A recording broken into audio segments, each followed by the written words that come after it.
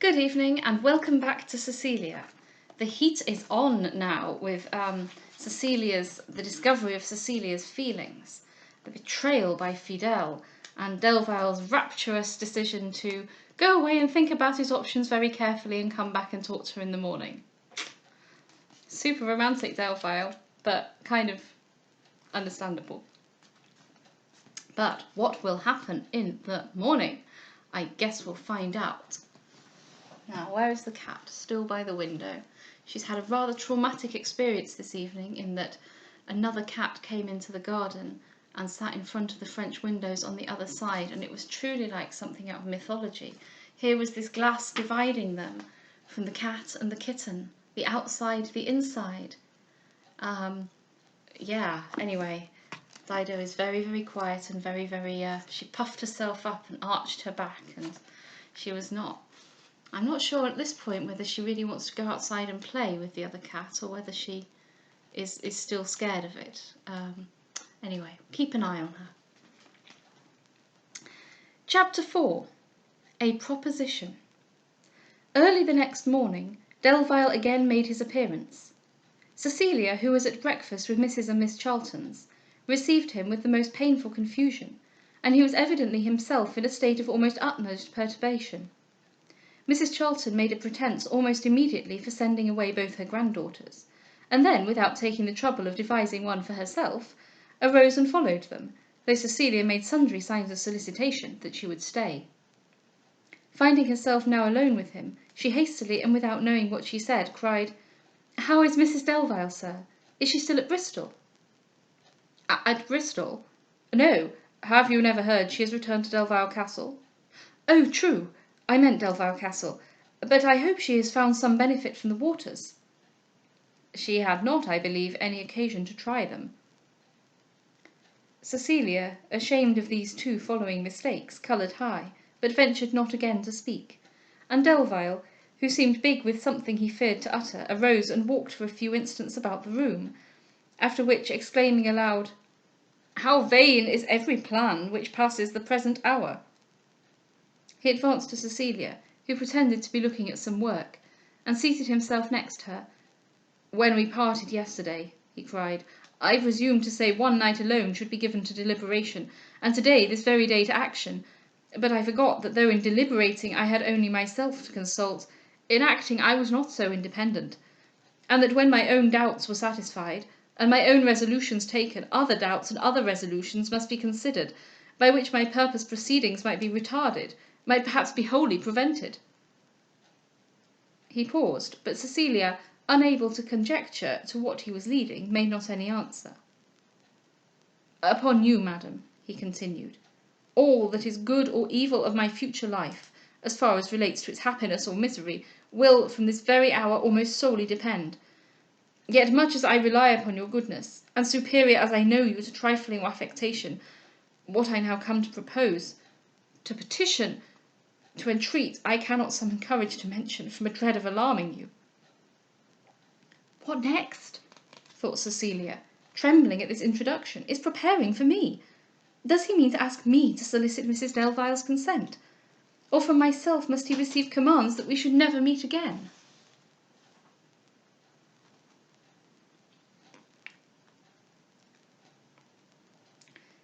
"Is Miss Beverley," cried he, "determined not to speak to me? Is she bent upon silence only to intimidate me? Indeed, if she knew how greatly I respect her, she would honour me with more confidence." "When, sir," cried she, "do you mean to make your tour?" "Never," cried he with fervour, "unless banished by you, never. No, loveliest Miss Beverley, I can now quit you no more. Fortune, beauty, worth, and sweetness I had power to relinquish, and severe as was the task, I compelled myself to perform it. But when to these I find joined so attractive a softness, a pity for my sufferings so unexpectedly gentle, no, sweetest Miss Beverley, I can quit you no more." And then, seizing her hand, with yet greater energy, he went on. "I here," he cried, "offer you my vows. I here own you sole arbitress of my fate. I give you not merely the possession of my heart, that indeed I had no power to withhold from you, but I give you the direction of my conduct. I entreat you to become my counsellor and guide. Will Miss Beverley accept such an office? Will she deign to listen to such a prayer?" "Yes," cried Cecilia, involuntarily delighted to find that such was the result of his night's deliberation. "I am most ready to give you my counsel, which I now do, that you set off for the continent tomorrow morning." "Oh, how malicious!" cried he, half laughing. "Yet not so immediately do I even request your counsel. Something must first be done to qualify you for giving it. Penetration, skill, and understanding, however amply you possess them, are not sufficient to fit you for the charge. Something still more is requisite. You must be invested with fuller powers. You must have a right less disputable, and a title that not alone inclination, not even judgment alone must sanctify, but which law must enforce, and rights the most solemn support." "I think, then," said Cecilia, deeply blushing, "I must be content to forbear giving any counsel at all, if the qualifications for it are so difficult of requirement." "Resent not my presumption," cried he, "my beloved Miss Beverley, but let the severity of my recent sufferings palliate my present temerity; for where affliction has been deep and serious, causeless and unnecessary misery will find little encouragement, and mine has been serious indeed. Sweetly then permit me, in proportion to its bitterness, to rejoice in the soft reverse which now flatters me with its approach." Cecilia, abashed and uneasy, uncertain of what was to follow, and unwilling to speak till more assured, paused, and then abruptly exclaimed, "I am afraid Mrs Charlton is waiting for me," and would have hurried away, but Delvile, almost forcibly preventing her, compelled her to stay, and after a short conversation, on his side the most impassioned, and on hers the most confused, obtained from her what indeed, after a surprise of the preceding evening, she could but ill deny, a frank confirmation of his power over her heart, and an ingenuous though reluctant acknowledgment how long he had possessed it. This confession made, as affairs now stood wholly in opposition to her judgment, was torn from her by an impetuous urgency which she had not presence of mind to resist, and with which Delvile, when particularly animated, had long been accustomed to overpower all opposition. The joy with which he heard it, though but little mixed with wonder, was as violent as the eagerness with which he had sought it, yet it was not of long duration. A sudden and most painful recollection presently quelled it, and even in the midst of his rapturous acknowledgments seemed to strike him to the heart. Cecilia, soon perceiving both in his countenance and manner an alteration that shocked her, bitterly repented an avowal she could never recall, and looked aghast with expectation and dread. Delvile, who with quickness saw a change of expression in her of which in himself he was unconscious, exclaimed with much emotion, "Ah, how transient is human felicity! How rapidly fly those rare and exquisite moments in which it is perfect!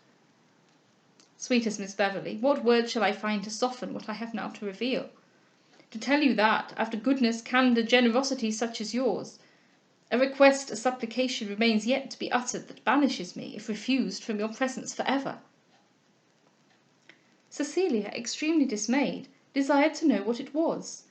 An evident dread of offending her kept him some time from proceeding, but at length, after repeatedly expressing his fears of her disapprobation, and a repugnance even on his own part to the very measure he was obliged to urge, he acknowledged that all his hopes of being ever united to her rested upon obtaining her consent to an immediate and secret marriage.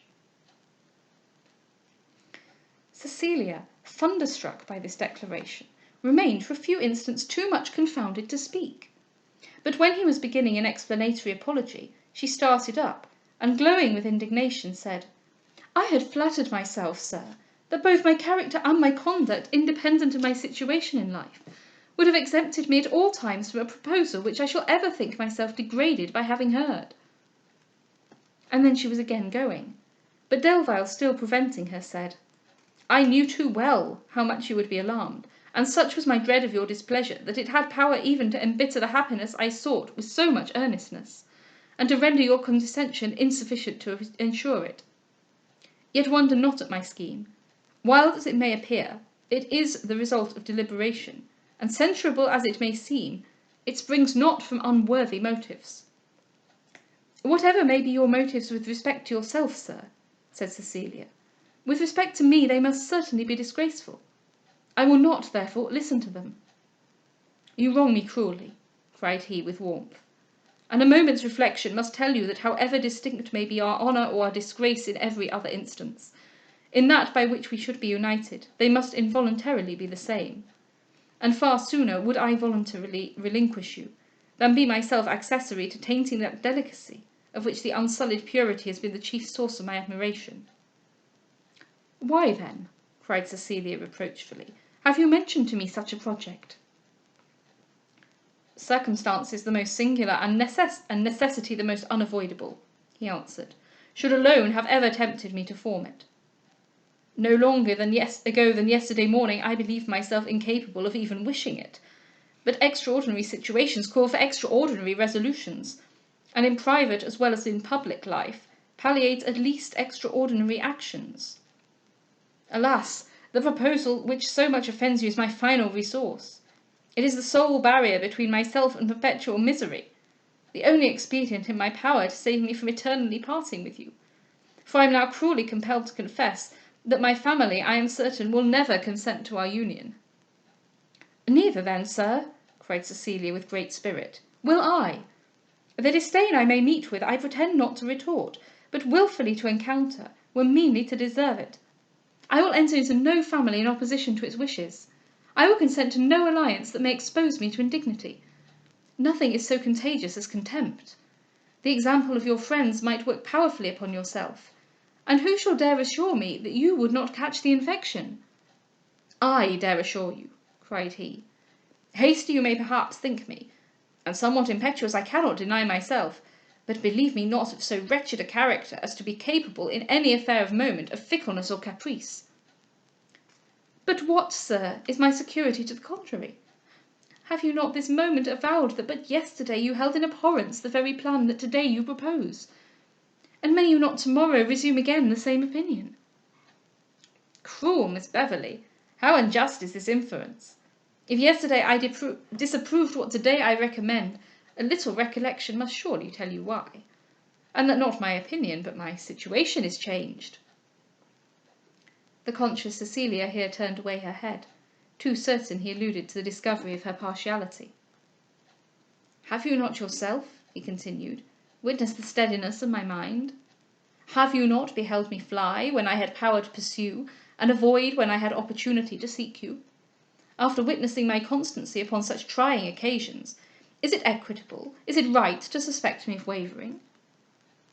"But what," cried she, "was the constancy which brought you into Suffolk? When all occasion was over for our meeting any more, when you told me you were going abroad and took leave of me for ever, where, then, was your steadiness in this unnecessary journey?" "Have a care," cried he, half smiling, and taking a letter from his pocket, "have a care upon this point how you provoke me to show my justification." "Ah," cried Cecilia, blushing, "'tis some trick of Lady Honoria." "No, upon my honour, the authority is less doubtful. I believe I should hardly else have regarded it." Cecilia, much alarmed, held out her hand for the letter, and looking first at the end, was much astonished to see the name of Biddulph. She then cast her eyes over the beginning, and when she saw her own name, read the following paragraph: "Miss Beverley, as you doubtless know, is returned into Suffolk. Everybody here saw her with the utmost surprise.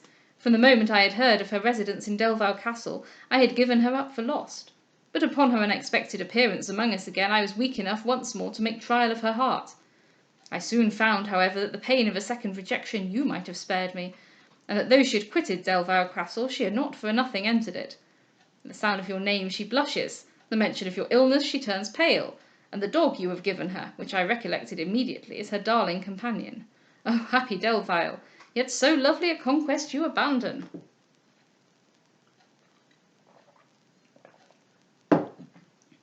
Cecilia could read no more. The letter dropped from her hand. To find herself thus by her own emotions betrayed, made her instantly conclude she was universally discovered, and turning sick at the supposition, all her spirit forsook her, and she burst into tears. "Good heaven!" cried Delvile, extremely shocked, "what has thus affected you? Can the jealous surmises of an apprehensive rival—" "Don't talk to me," interrupted she impatiently, "and do not detain me. I am extremely disturbed. I wish to be alone. I beg, I even entreat you would leave me." "I will go. I will obey you in everything," cried he eagerly. "Tell me but when I may return, and when you will suffer me to explain to you all the motives of my proposal." "Never, never," cried she with earnestness. "I am sufficiently lowered already, but never will I intrude myself into a family that disdains me." "Disdains! No, you are revered in it. Who could disdain you? That fatal clause alone—" "Well, well, pray leave me. Indeed, I cannot hear you. I am unfit for argument, and all reasoning now is nothing less than cruelty." "I am gone," he cried, "this moment. I would not even wish to take advantage of your agitation in order to work upon your sensibility. My desire is not to surprise, but to reconcile you to my plan. What is it I seek in Miss Beverley? An heiress? No, as such she has seen I could resist her, nor yet the lighter trifler of a spring or two, neglected when no longer a novelty. No, no, it is a companion for ever. It is a solace for every care. It is a bosom friend through every period of life that I seek in Miss Beverley. Her esteem, therefore, to me is as precious as her affection. For how can I hope her friendship in the winter of my days, if their brighter and gayer season is darkened by doubts of my integrity? All shall be clear and explicit. No latent cause of uneasiness shall disturb our future quiet.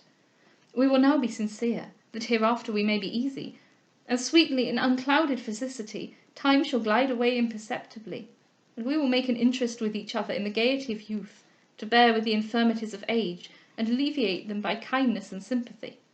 And then shall my soothing Cecilia—" "Oh, say no more," interrupted she, softened in her own despite by a plan so consonant to her wishes. "What language is this? How improper for you to use or me to hear." She then very earnestly insisted upon his going, and after 1,000 times taking leave and returning, promising obedience, yet pursuing his own way, he at length said if she would consent to receive a letter from him, he would endeavour to commit what he had to communicate to paper, since their mutual agitation made him unable to explain himself with clearness, and rather hurt his cause than assisted it, by leaving all his arguments unfinished and obscure. Another dispute now arose, Cecilia protesting she would receive no letter, and hear nothing upon the subject, and Delvile impetuously declaring he would submit to no award without being first heard. At length he conquered, and at length he departed. Cecilia then felt her whole heart sink within her at the unhappiness of her situation. She considered herself now condemned to refuse Delvile herself, as the only condition upon which he even solicited her favour, neither the strictness of her principles nor the delicacy of her mind would suffer her to accept. Her displeasure at the proposal had been wholly unaffected, and she regarded it as an injury to her character ever to have received it. Yet that Delvile's pride of heart should give way to his passion, that he should love her with so much fondness as to relinquish for her the ambitious schemes of his family, and even that darling name which so lately seemed annexed to his existence, were circumstances to which she was not insensible, and proofs of tenderness and regard which she had thought incompatible with the general spirit of his disposition. Yet, however by these she was gratified, she resolved never to comply with so humiliating a measure, but to wait the consent of his friends, or renounce him for ever. It's interesting that Burney is, in having a heroine of 20, so very old, and such a sensible heroine, that she is not allowing Cecilia to go down the route of, oh, the forbidden love, the secret marriage, we must do this, it's so romantic. Cecilia is, of course, quite right that if you marry someone, you marry into their family.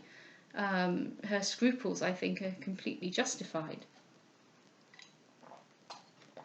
And so you get a more interesting dilemma than just, oh, forbidden love, which is, I suppose, interesting in a way, but maybe not in all ways.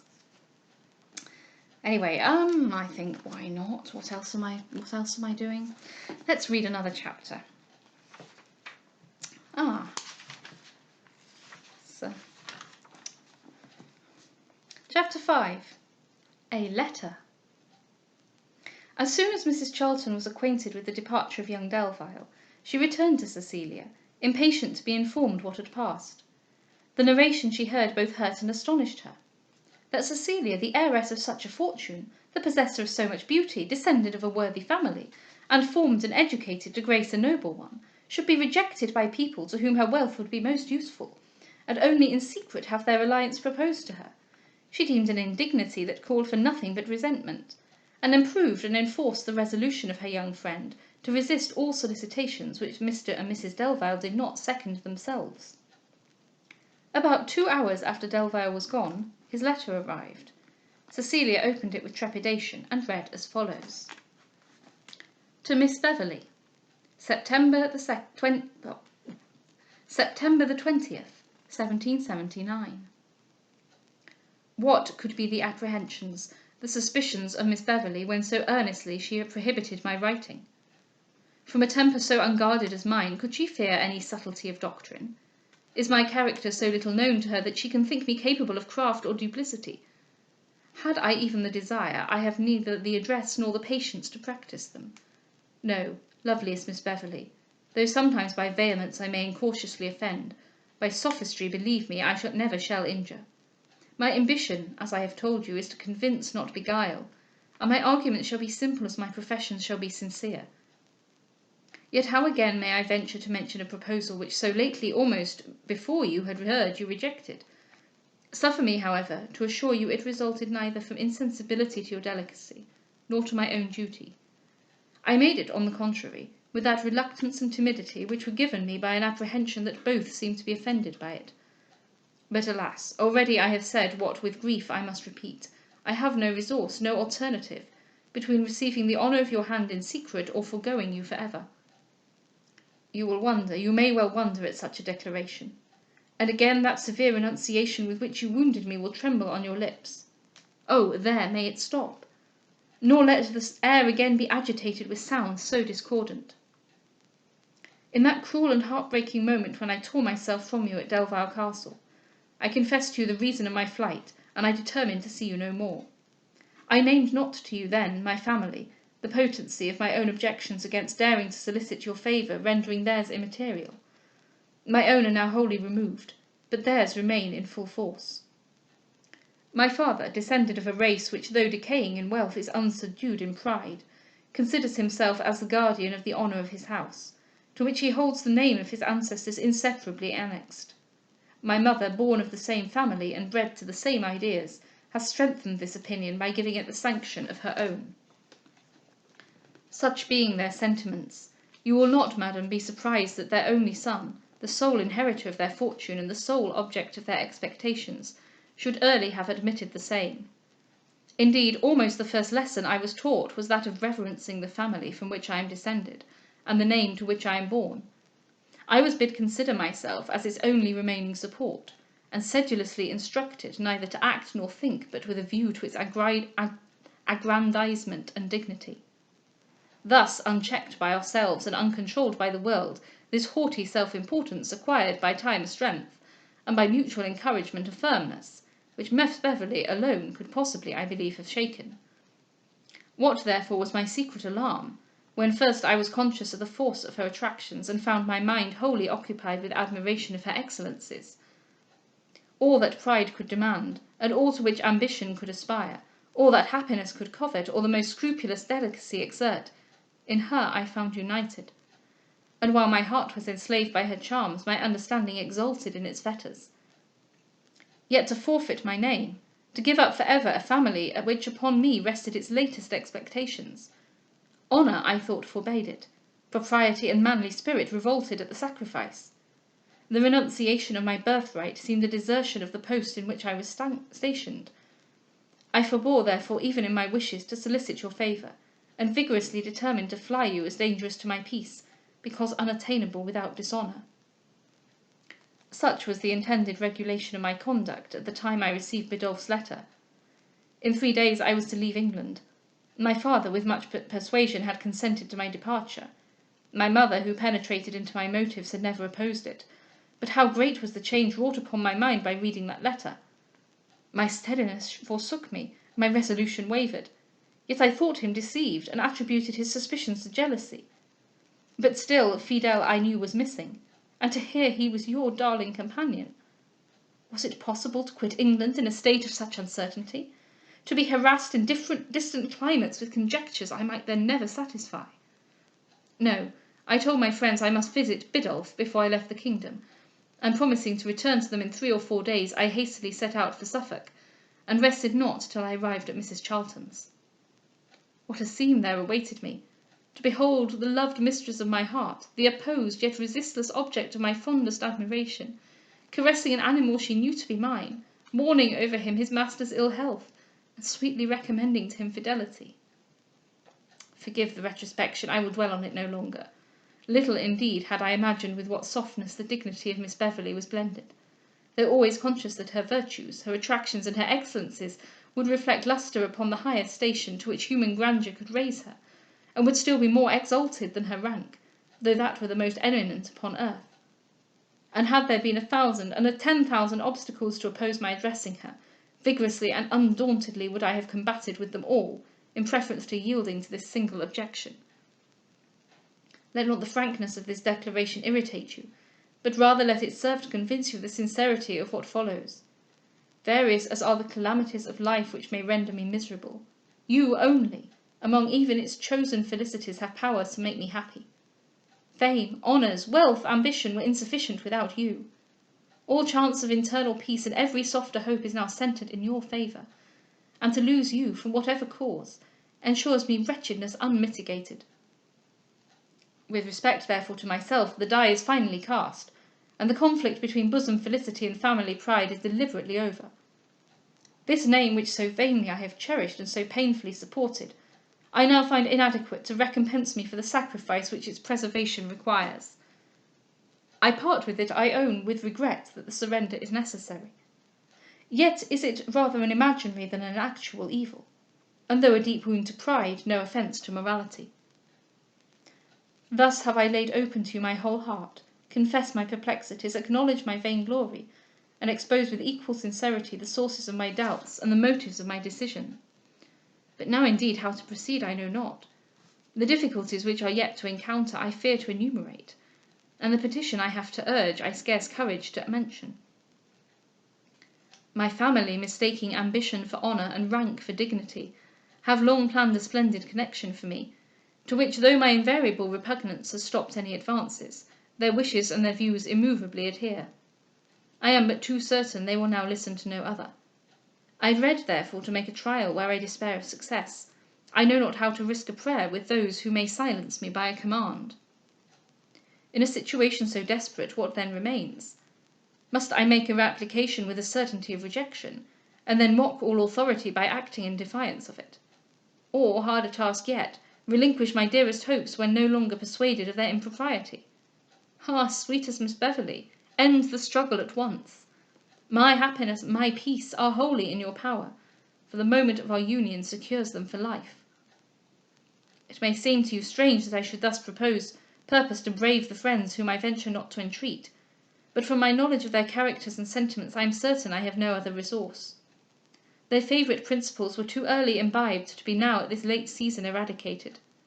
Slaves that we all are to habits, and dupes to appearances, jealous guardians of our pride, to which our comfort is sacrificed, and even our virtue made subservient, what conviction can be offered by reason to notions that exist but by prejudice? They have been cherished too long for rhetoric to remove them. They can only be expelled by all-powerful necessity. Life is indeed too brief and success too precarious to trust in any case where happiness is concerned the extirpation of deep-rooted and darling opinions to the slow-working influence of argument and disquisition. Yet, bigoted as they are to rank and family, they adore Miss Beverley, and though their consent to the forfeiture of their name might for ever be denied, when once they beheld her the head and ornament of their house, her elegance and accomplishments joined to the splendour of her fortune would speedily make them forget the plans which now wholly absorb them. Their sense of honour is in nothing inferior to their sense of high birth. Your condescension, therefore, would be felt by them in its fullest force, and though during their first surprise they might be irritated against their son, they would make it the study of their lives that the lady who for him had done so much should never, through their means, repine for herself. With regard to settlements, the privacy of our union would not affect them. One confidant we must unavoidably trust, and I would deposit in the hands of whatever person you would name a bond by which I would engage myself to settle both your fortune and my own, according to the arbitration of our mutual friends. The time for secrecy, though painful, would be short, and even from the altar, if you desired it, I would hasten to Delvile Castle. Not one of my friends should see you till they waited upon you themselves to solicit your presence at their house, till our residence elsewhere was fixed. O loveliest Cecilia, from a dream of happiness so sweet awaken me not, from a plan of felicity so attractive turn not away. If one part of it is unpleasant, reject not therefore all, and since without some drawback no earthly bliss is attainable, do not, by a refinement too scrupulous for the short period of our existence, deny yourself that delight which your benevolence will afford you, in snatching from the pangs of unavailable regret and misery the gratefulest of men, in the humblest and most devoted of your servants, Mortimer Delvile. Cecilia read and re-read this letter, but with a perturbation of mind that made her little able to weigh its contents. Paragraph by paragraph her sentiments varied, and her determination was changed. The earnestness of his supplication now softened her into compliance. The acknowledged pride of his family now irritated her into resentment, and the confession of his own regret now sickened her into despondence. She meant in an immediate answer to have written a final dismission, but though proof against his entreaties, because not convinced by his arguments, there was something in the conclusion of his letter that staggered her resolution. Those scruples and that refinement against which he warned her, she herself thought might be overstrained, and to gratify unnecessary punctilio, the short period of existence be rendered causelessly unhappy. He had truly said that their union would be no offence to morality, and with respect merely to pride, why should that be spared?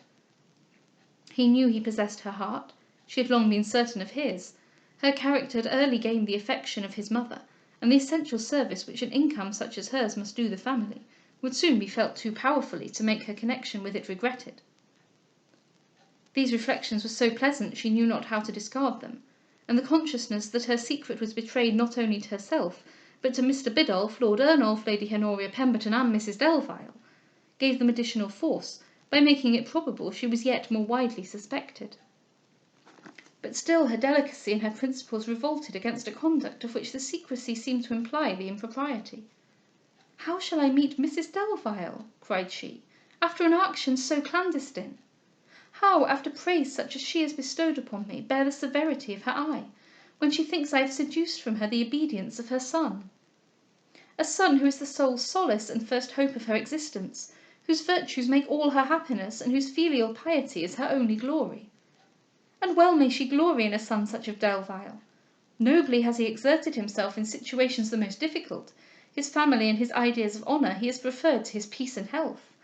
He has fulfilled with spirit and integrity the various, the conflicting duties of life.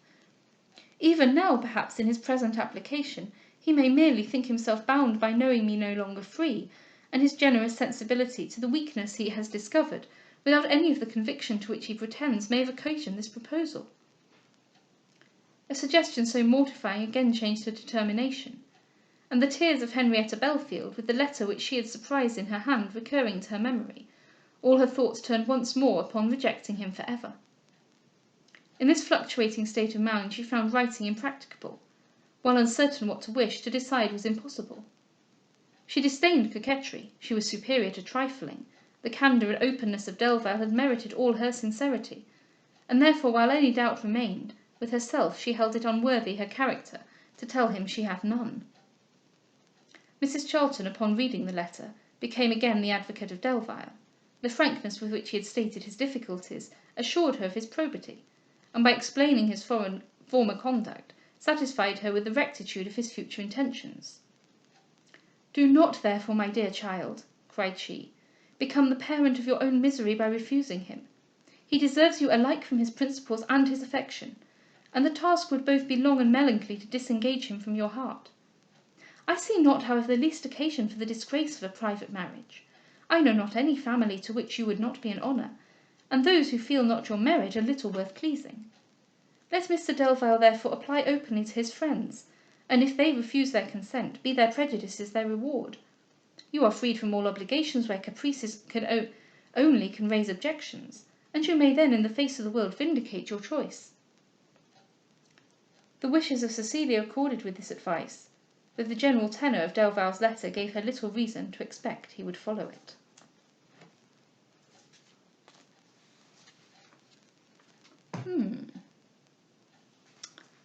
Lots to think about.